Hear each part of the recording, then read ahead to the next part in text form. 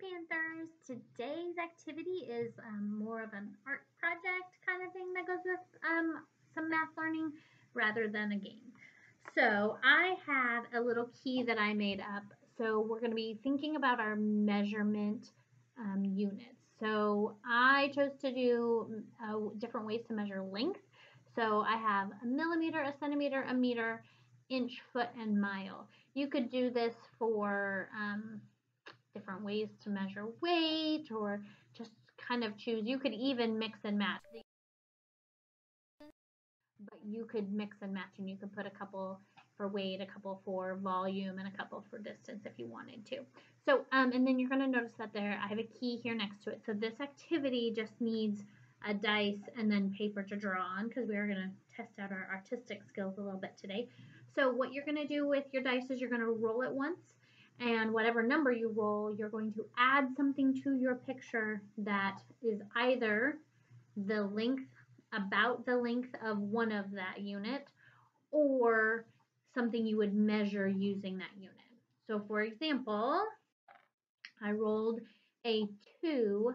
So the first thing I need to add to my picture is something that is either about a centimeter big or something that I can measure in centimeters. So I'm going to put a worm on my picture. And here we go. So here are my beautiful artistic abilities. I'm drawing my worm here. So there's the first part of my picture. I drew my worm because he can be measured in centimeters. And then I just roll again. This time I rolled a 6.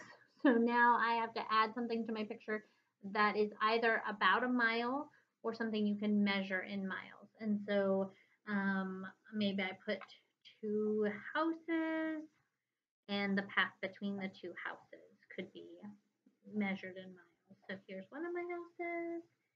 Here's another house. And then here's a path between the 2 houses. So that's what I could measure using miles.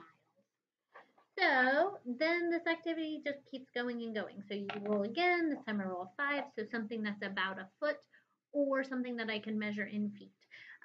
This activity is just going to help you kind of get used to visualizing how big that unit is.